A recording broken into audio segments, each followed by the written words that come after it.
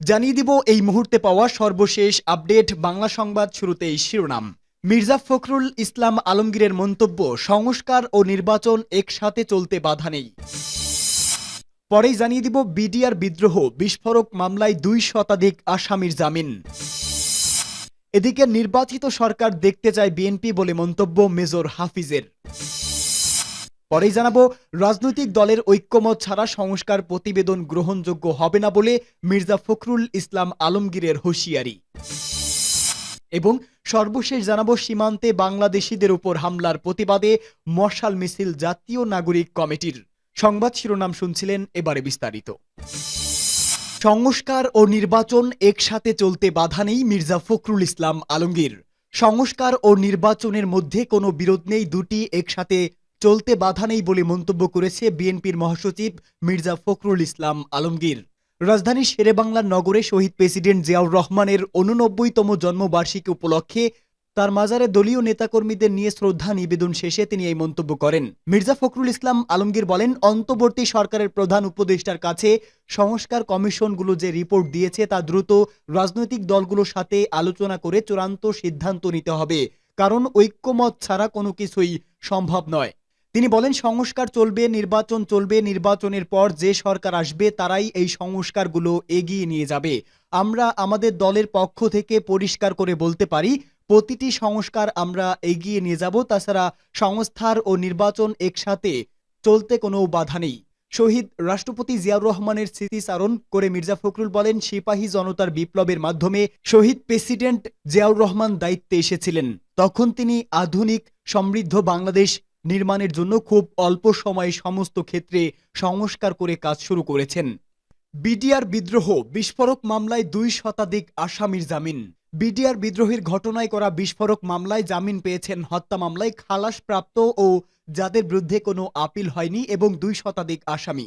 কেরানীগঞ্জের কেন্দ্রীয় কারাগারের ভেতরে ঢাকার বিশেষ ট্রাইব্যুনাল 1 এর বিচারক মোহাম্মদ ইব্রাহিম মিয়ার অস্থায়ী আদালত তাদের জামিন দেন। এর আগে বেলা 11টার পর আদালতের বিচার কাজ শুরু হয়। পরে আসামি পক্ষের আইনজীবী মোহাম্মদ পারভেজ সাক্ষ্য গ্রহণ পেছনের আবেদন করেন। অন্যদিকে রাষ্ট্রপক্ষের প্রসিকিউটর মোহাম্মদ বোরহান উদ্দিন সাক্ষ্য নেওয়ার প্রার্থনা করেন। পরবর্তীতে উভয় পক্ষের যুক্তিতর্ক শেষে বেলা 11টা 47 আদালতে সাক্ষ্য দেন প্রত্যক্ষদর্শী মেজর সৈয়দ মোহাম্মদ ইউসুফ।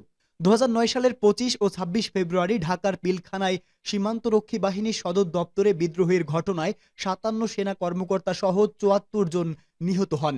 ওই ঘটনায় হত্যা ও বিস্ফোরক আইনে 2টি মামলা হয়। হত্যা মামলায় খালাস বা সাজা ভোগ শেষে বিস্ফোরক মামলার কারণে 468 জনের মুক্তি আটকে গেছে।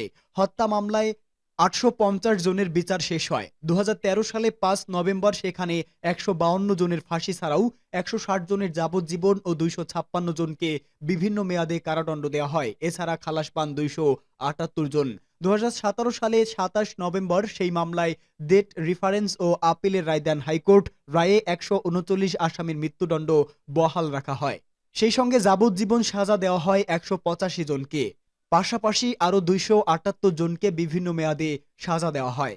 আর খালাস পান 283 জন। তবে হাইকোর্টের রায়ের আগে 15 জন সহ সব মিলিয়ে 54 জন আসামি মারা গেছেন। ফলে হত্যা মামলায় হাইকোর্টের দেওয়া রায়ের বিরুদ্ধে 226 জন আসামি আপিল ও লিভ টু আপিল করেছেন। অন্যদিকে হাইকোর্টে 83 জন আসামির খালাস এবং সাজা কমানোর রায়ের বিরুদ্ধে লিভ টু আপিল করেছে রাষ্ট্রপক্ষ। এসব আপিল ও লিভ টু আপিল এখন শুনানির অপেক্ষায়। এদিকে বিস্ফোরক আইনের মামলায় 834 জন আসামির বিরুদ্ধে বিচার কাজ শুরু হয় 2010 সালে, কিন্তু মাঝপথে বিস্ফোরক মামলার কার্যক্রম এক প্রকার স্থগিত রেখে শুধু হত্যা মামলার সাক্ষ্য উপস্থাপন করে রাষ্ট্রপক্ষ, যে কারণে এই মামলার বিচার ঝুলে যায়। অন্তর্বর্তী সরকার দায়িত্ব নেওয়ার পর বিডিআর বিদ্রোহের ঘটনায় তদন্ত পুনরায় শুরুর দাবি ওঠে। গত 19 ডিসেম্বর অভিযোগ নিয়ে আন্তর্জাতিক অপরাধ ট্রাইব্যুনালে যান শহীদ পরিবারের সদস্যরা। ওই হত্যাকাণ্ড পুনঃতদন্তের জন্য গত 24 ডিসেম্বর আলম ফজলুর রহমানকে প্রধান করে কমিশন গঠন করে 90 দিনের সময় বেঁধে দিয়েছে সরকার। নির্বাচিত সরকার দেখতে চায় বিএনপি, মেজর হাফিজ। বিএনপির স্থায়ী কমিটির সদস্য মেজর হাফিজ উদ্দিন আহমেদ বলেছেন, নির্বাচিত সরকার দেখতে চায় বিএনপি, কোনো কলঙ্ক যেন না আসে সেদিকে সবচেয়ে বেশি নজর দিতে হবে দলের নেতাকর্মীদের। দুর্নীতিবাজ হলে তার বিরুদ্ধে ব্যবস্থা নেওয়ারও হুঁশিয়ারি দেওয়া হয়। বিএনপির প্রতিষ্ঠাতা চেয়ারম্যান শহীদ প্রেসিডেন্ট জিয়াউর রহমান এর ৮৯তম জন্মবার্ষিকী উপলক্ষে আইইউবিতে আয়োজিত আলোচনা সভায় তিনি এসব কথা বলেন। সীমান্তে অস্থিরতা তৈরি হচ্ছে উল্লেখ করে হাফিজউদ্দিন বলেন, জিয়ার সৈনিকদের প্রয়োজনে টার্নিং দিয়ে শত্রুকে মোকাবেলা করতে প্রস্তুতি নিতে হবে। জীবন দিয়ে হলেও দেশের স্বাধীনতা সার্বভৌমত্ব রক্ষা করা হবে। সরকারের নিরপেক্ষ থাকার আহ্বান জানিয়ে বিএনপির এ নেতা বলেন, সরকারকে জনগণের সঙ্গে থাকতে হবে। প্রোক্লেমেশন, এই মেশন সেই মেশন, এগুলো জনগণের কোনো কাজে আসবে না। যা কাজে আসবে তা করতে হবে। রাজনৈতিক দলের ঐক্যমত ছাড়া সংস্কার প্রতিবেদন গ্রহণযোগ্য হবে না, ফখরুলের কড়া হুঁশিয়ারি। রাজনৈতিক দলগুলোর ঐক্যমত ছাড়া সংস্কার কমিশনের প্রতিবেদন গ্রহণযোগ্য হবে না বলে মন্তব্য করেছেন বিএনপির স্থায়ী কমিটির সদস্য ও মহাসচিব মির্জা ফখরুল ইসলাম আলমগীর। 4টি সংস্কার কমিশনের প্রতিবেদন জমা নিয়ে বিএনপির প্রাথমিক মন্তব্য জানতে চাইলে মির্জা ফখরুল বলেন, আমরা প্রাথমিকভাবে কোনো মন্তব্য করতে চাইনি, কারণ পুরো প্রতিবেদন আমাদের হাতে এসে পৌঁছায়নি। সরকার যেটা বলছে এবং যে পরিকল্পনা করছে, এই প্রতিবেদনগুলো পাওয়ার পর রাজনৈতিক দলগুলোর সঙ্গে আলোচনা করবে, তারপরে সিদ্ধান্ত হবে এবং ঐক্যমত ছাড়া কোনোটাই গ্রহণযোগ্য হবে না। বেলা 11:30টার দিকে রাজধানীর শেরেবাংলা নগরে জিয়াউর রহমানের সমাধিতে শ্রদ্ধা নিবেদনের পর এক সংবাদ সম্মেলনে তিনি এসব কথা বলেন। এ সময় মির্জা ফখরুল ইসলাম আলমগীরের কাছে জানতে চাওয়া হয়েছিল, বিএনপি জুলাই আগস্টের মধ্য নির্বাচন দাবি করছে, কিন্তু বিভিন্ন মহল থেকে বলা হচ্ছে এই দাবি অবাস্তব, এত দ্রুত বিচার ও সংস্কার সম্ভব নয়। এই প্রশ্নের জবাবে মির্জা ফখরুল ইসলাম আলমগীর বলেন, আমরা তো বরাবর এক কথাই বলে আসছি, সংস্কার ও নির্বাচনের মধ্যে কোনো বিরোধ নেই। যে নির্বাচন হবে এবং যে সরকার আসবে, যে দল সরকারে আসবে, তারা এই সংস্কারগুলোকে এগিয়ে নিয়ে যাবে। আমরা আমাদের দলের পক্ষ থেকে পরিষ্কার ভাবে বলতে পারি, আমরা প্রতিটি সংস্কারকে এগিয়ে নিয়ে যাব। বিএনপির প্রতিষ্ঠাতা জিয়াউর রহমানের আজ ৮৯তম জন্মবার্ষিকী। এ উপলক্ষে দলটির বিপুল সংখ্যক নেতাকর্মী প্রয়াত রাষ্ট্রপতি জিয়াউর রহমানের সমাধিতে ফুল দিয়ে শ্রদ্ধা নিবেদন করেন। এ সময় বিএনপির মহাসচিবের সঙ্গে দলটির স্থায়ী কমিটির সদস্য আব্দুল মঈন খান, দলের জ্যেষ্ঠ যুগ্ম মহাসচিব অ্যাডভোকেট রুহুল কবির রিজভী সহ বিএনপির অঙ্গ ও সহযোগী সংগঠনের হাজার হাজার নেতাকর্মী উপস্থিত হন। সীমান্তে বাংলাদেশিদের উপর হামলার প্রতিবাদে মশাল মিছিল। চাঁপাইনবাবগঞ্জ সীমান্তে ভারতীয় সীমান্তরক্ষী বাহিনীর আগ্রাসন এবং বাংলাদেশিদের উপর হামলার প্রতিবাদে রাজধানীতে মশাল মিছিল করেছে জাতীয় নাগরিক কমিটি। আজ রাত 9টার দিকে বাংলা মোটর সংগঠনের কেন্দ্রীয় কার্যালয়ের সামনে থেকে মিছিলটি বের করা হয়। মিছিলে দিল্লির আগ্রাসন রুখে দাও জনগণ, দিল্লি না ঢাকা, ঢাকা ঢাকা, দালালে না রাজপথ, রাজপথ রাজপথ, এমন বিভিন্ন স্লোগান দেওয়া হয়।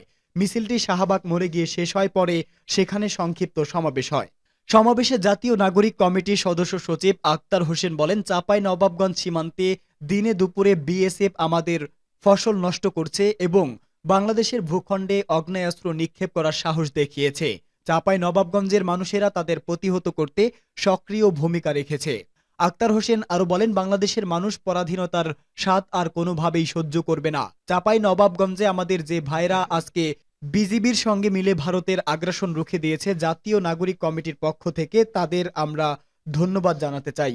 বাংলাদেশের 1 ইঞ্চি জায়গা যদি কেউ কেড়ে নেওয়ার চক্রান্ত করে, দেশের মানুষ তা সফল হতে দেবে না। উল্লেখ করে নাগরিক কমিটির সদস্য সচিব বলেন, আমরা সীমান্তে শান্তি চাই, কোনো অশান্তি চাই না। এরপরও যদি বাংলাদেশের মানুষকে বারবার উস্কানি দেওয়া হয়, ওই উস্কানিদাতাদের অবশ্যই এর চড়া মূল্য দিতে হবে।